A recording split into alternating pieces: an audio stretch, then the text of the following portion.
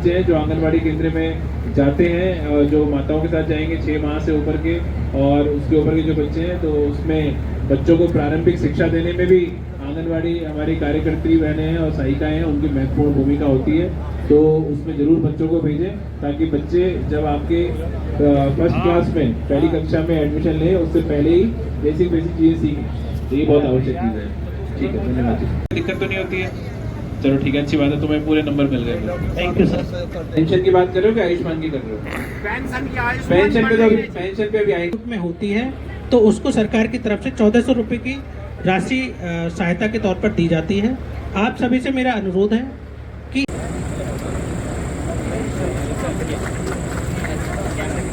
और ये भाव में एक प्रतीक है, सर का स्वागत, अभिनंदन है, वंदन है, भाव सुरभित चंदन है, पुष्प तो प्रतीक है, प्रज्वलित प्रेम दीप है, स्वागत के शब्द मध्य अभिनंदन है, वंदन है, भाव सुरभित चंदन है। मैं इन भावों के साथ धीरे से साइड हो जाना मैडम, थोड़ा हाथ दाब के थोड़ा होता है, उसके आधार पर दिव्यांगता बढ़ती जाती है।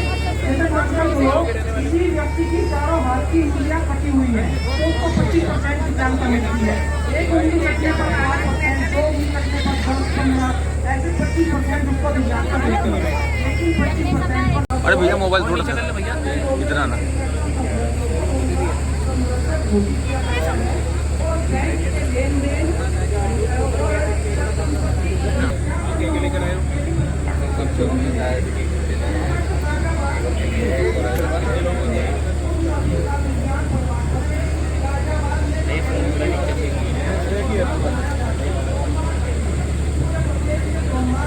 अठारह भैया आते रहो।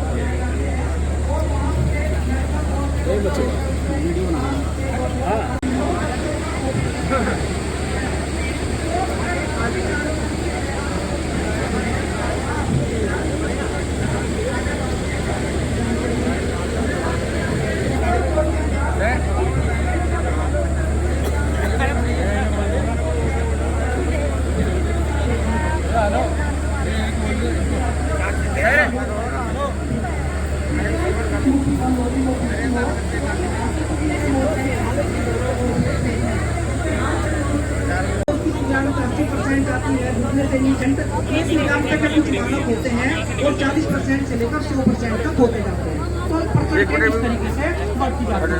इस प्रकार से दिव्यांग विभाग की ये सभी स्कीम है, इनके बारे में मैंने जो बताया। और एक मैं बताना चाहूँगा कि दिव्यांगजनों की समस्याओं को देखते हुए क्योंकि दिव्यांगजनों से चला फिरा नहीं जाता, दिक्कत आती है।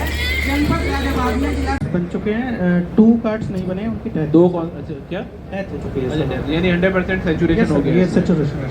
ठीक है, यहाँ कौन को तो उनका भी आपका आयुष्मान कार्ड बनेगा। ऐसे कितने लोगों का बना दिया है पंचायत सहायक, बताइए? और सर 6 लोगों का डाटा मिसमैच हुआ पोर्टल से, वो पोर्टल पे नहीं मिले सर। तो वो कैसे होगा?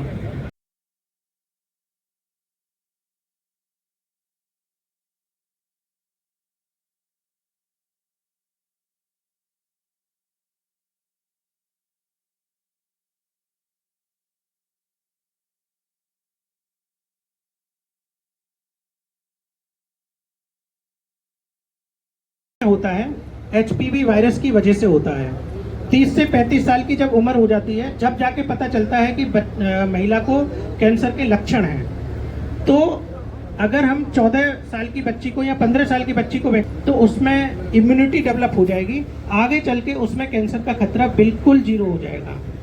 रिसर्च कहती हैं, अदर कंट्रीज में जो रिसर्च हुई है, जो वैक्सीनेशन लगे हैं, प्राइवेट सेक्टर्स में लगे हैं, HPV लगने के बाद वैक्सीनेशन सर कोई भी कंफ्यूजन होना नहीं चाहिए।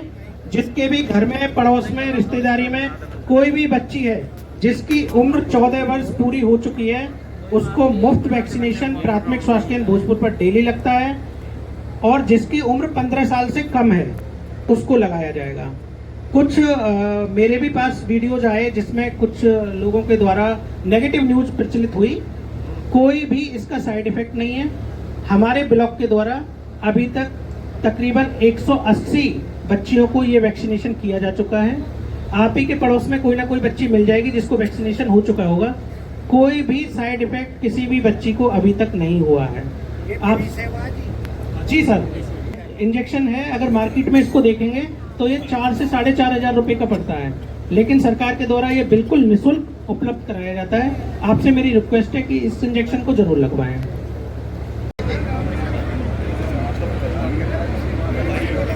भैया पीछे को यार, इसके बारे में मुझे मालूम नहीं था सर। नहीं, तुम्हारा काम ये है कि मालूम नहीं था तो घर घर जाके जितने पंचायत सहायक इसीलिए उस गांव का बनाया गया है ताकि उसको प्रत्येक घर की नॉलेज होती है। प्रत्येक घर में अम्मा जी जरा बोल लें तो आपसे जब पूछेंगे तो बताइएगा, ठीक है? वो आपके बारे में आपके पास उसकी इन्फॉर्मेशन है।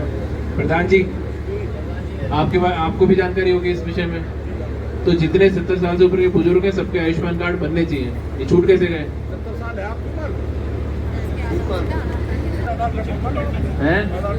नहीं, मैं नहीं मंगाऊंगा, ये आप लोगों का काम है। तो नहीं है तो आओ कल तुम और आप दोनों लोग मिलकर। तो अरे सुन तो लो, अच्छी बात है। कितने लोग बनवाए आप लोगों ने? हो सकता है फिर भी कुछ छूट गए होंगे, तो छोड़ना किसी को भी नहीं है। तो 70 साल से ऊपर के सारे बुजुर्ग हैं, उनका आप ये आज भी और आज के बाद में अगले 7 दिन में सबको कंप्लीट कराएंगे। DPRO साहब आपकी जो सेक्रेटरी कौन है यहाँ का? सेक्रेटरी, प्रधान और पंचायत सहायक तीनों जॉइंट सिग्नेचर से मुझे सर्टिफिकेट देंगे कि हमारे गांव में 70 साल से ऊपर का कोई ऐसा बुजुर्ग नहीं है जिसका आयुष्मान कार्ड बनने से छूट गया है। ये 7 दिन का समय दे रहा हूँ। और सेम चीज पूरे जिले में ये एक सैंपल सर्वे होता है। पूरे जिले में भी एक अभियान चलाइए। जितने भी ऐसे हमारे क्षेत्र है सब जगह तीनों के साइज से, प्रधान जी के, पंचायत सहायक के और सचिव के, कि कोई 70 साल से ऊपर का व्यक्ति हमारा आयुष्मान कार्ड से छूटा नहीं है। जो भी ये आप लोगों की जिम्मेदारी, तीनों लोगों की। एक ये बात क्लियर हो गई आपको? हाँ बाबूजी, अभी आप सबकी बात हो गई है, सबकी बात है। 7 दिन में अभी सबका बनवाएंगे हम लोग, ठीक है? बैठ जाइए। क्षेत्रों में जन चौपाल लगाने के निर्देश दिए थे। उनके निर्देश के क्रम में, उनकी प्रेरणा से आज प्रथम जन चौपाल हम यहाँ ग्राम भोजपुर में आयोजित कर रहे हैं। लगभग 11,000 की आबादी वाला एक गांव है। सभी जो हमारे विभाग हैं, स्वास्थ्य विभाग हो, शिक्षा विभाग हो, आंगनबाड़ी विभाग हो, बिजली विभाग हो, राजस्व विभाग हो, पुलिस विभाग हो, सभी प्रमुख विभागों की इसमें सहभागिता रही है। सभी ने अपने प्रेजेंटेशन दिए हैं और विभिन्न जो शासन की कल्याणकारी योजनाएं हैं उसके बारे में प्रत्येक व्यक्ति को बहुत डिटेल में बताया है। मुझे खुशी है कि बहुत व्यापक समस्याएं यहाँ पर नहीं है और जो हमारे फील्ड लेवल कर्मचारी है उनके बारे में लोगों ने संतुष्टि जाहिर की है। जल निकासी को लेकर एक समस्या यहाँ बताई गई है और कुछ अन्य विषय यहाँ पर जमीन से लेकर झगड़ों को लेकर आए हैं, उसको मैंने नोट किया है और उसके लिए डिटेल में हम लोग टीम यहाँ पर भेजेंगे। पर फिर भी प्रमुख रूप से जो प्रेजेंटेशन हुआ है और जो लोगों ने, पूरी न्याय पंचायत के लोग यहाँ पर आए, सभी ने सहभागिता यहाँ पर दी है और सभी ने यहाँ पे कार्यक्रम के बारे में जानकारी ली है। तो एक अच्छा जन चौपाल का कार्यक्रम यहाँ पे संपन्न हुआ है। पीएम साहब, सरकार योजना लाती है, आपकी जिम्मेवारी होती है उसका क्रियान्वयन करने के लिए। कई जगह देखने के लिए आता है कि पोषाहार 3 महीने का एक साथ आता है और सिर्फ जो दिया जाता है वो सिर्फ 2 महीने का दिया जाता है। ये कह दिया जाता है कि 1 महीने का पीछे से नहीं आया। ये देखिए, बिल्कुल निश्चित रूप से इसीलिए हम लोग स्वयं धरातल पे आते हैं और इसीलिए लगातार माननीय मुख्यमंत्री जी भी हमें निर्देश देते हैं कि धरातल पे जाके योजनाओं का वेरिफिकेशन किया जाए। जनप्रतिनिधियों के साथ आते हैं, यहाँ की ब्लॉक प्रमुख महोदय भी हमारे साथ में है।